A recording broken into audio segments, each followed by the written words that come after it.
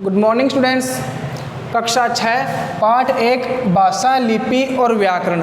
तो सबसे पहले हम भाषा के बारे में पढ़ते हैं। भाषा संस्कृत के भाष धातु से बना है जिसका अर्थ होता है बोलना। अब इसकी परिभाषा देखते हैं। अपने भावों और विचारों के आदान प्रदान करने का माध्यम ही भाषा है। कहने का मतलब है कि हम अपने भावों और विचारों का जब आदान प्रदान करते हैं वही भाषा कहलाता है। अब देखो, भाषा को दो भागों में डिवाइड किया गया है। पहला है मौखिक भाषा, दूसरा है लिखित भाषा। देखिए, मौखिक भाषा कहने का मतलब है मुख द्वारा यानी कि मुंह द्वारा बोली जाने वाली भाषा मौखिक भाषा होती है, जैसे दूरदर्शन, रेडियो। लिखित भाषा जो लिखा हुआ हो, जिन्हें हम लिखते हैं, वही लिखित भाषा होती है। जैसे पत्र पर लिखा जाता है, इसलिए ये लिखित भाषा कहलाती है। भाषा के अन्य नाम भी हैं, जैसे मातृभाषा। मातृभाषा वह भाषा जिसे बालक अपने माँ परिवार से सीखता है, उसे मातृभाषा कहते हैं। जब एक बच्चा पैदा होता है तो वह अपने माँ के द्वारा और अपने परिवार के द्वारा जो भी सीखता है वही उसकी मातृभाषा होती है। आगे है राजभाषा। देखिए, राज का मतलब होता है सरकार। भारतीय संविधान के अनुच्छेद 343 के अनुसार 14 सितंबर 1949 को हिंदी भाषा ने राजभाषा की मान्यता प्राप्त की। इसलिए 14 सितंबर को प्रतिवर्ष हिंदी दिवस मनाया जाता है। देखिए, राजभाषा का मतलब होता है जो हमारी राजकीय भाषा। कहने का मतलब जो राज्य सरकार, अपने जो सरकार है, गवर्नमेंट है, वो अपने जो भी काम काज करती है वो हिंदी भाषा में करती है, इसलिए हिंदी भाषा को राजभाषा कहा गया है। आगे है बोली। बोली एक क्षेत्र विशेष में प्रयोग की जाने वाली भाषा बोली कहलाती है। कहने का मतलब है बोली एक सीमित क्षेत्र में होती है, जो कि जैसे अपना राजस्थान है, राजस्थान एक सीमित क्षेत्र है। जैसे शेखावाटी एरिया ले लीजिए, जिसमें हम जो भाषा बोलते हैं, जैसे मारवाड़ी बोलते हैं, हमारी बोली है मारवाड़ी भाषा, इसलिए ये बोली कहलाती है क्योंकि एक सीमित क्षेत्र में बोली जाती है। जबकि हम दिल्ली, जयपुर, अन्य जगह जाएंगे तो वहाँ पर हिंदी भाषा बोली जाती है, इसलिए बोली एक क्षेत्र विशेष में बोली जाती है, इसलिए इसे बोली कहते हैं। अब भाषा और बोली में अंतर डिस्कस करते हैं। देखिए, भाषा क्या होता है? भाषा का क्षेत्र व्यापक होता है। कहने का मतलब है भाषा हमारे पूरे देश की भाषा होती है, जबकि बोली एक सीमित होती है, यानी कि एक छोटे से क्षेत्र में बोली जाती है। जैसे ढूंढाड़ी भाषा, राजस्थानी भाषा, मारवाड़ी भाषा, ये एक सीमित क्षेत्र में बोली जाती है। जबकि भाषा होती है वो इसका क्षेत्र व्यापक होता है, ये पूरे देश में बोली जाती है। आगे देखिए, लिपि। लिपि किसे कहते हैं?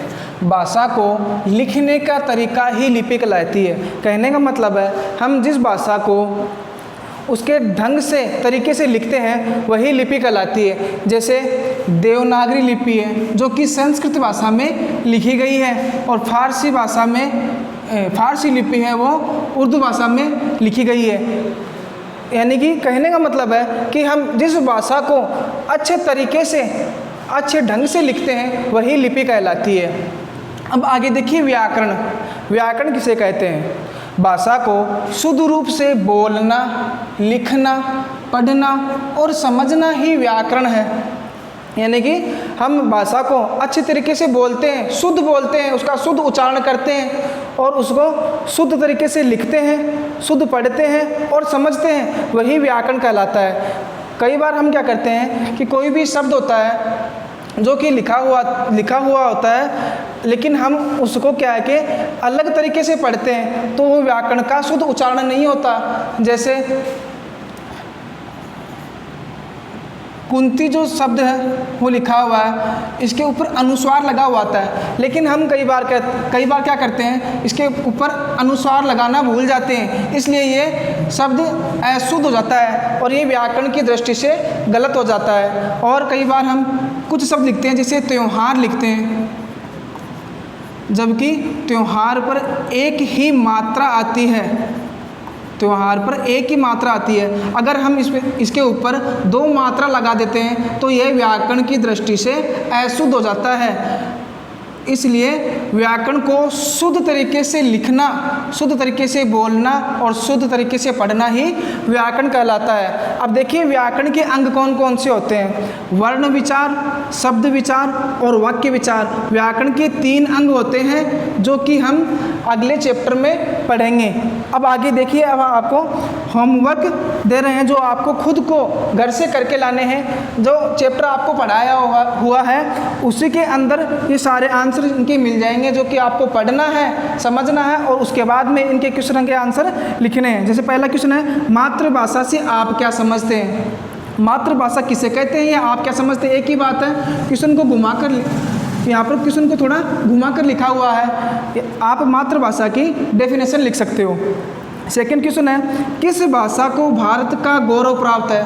कौन सी भाषा है जिसको हम राजभाषा भी कहते हैं और कौन सी भाषा है जो कि हमारे भारत देश में बोली जाती है? उस भाषा का नाम लिखना है।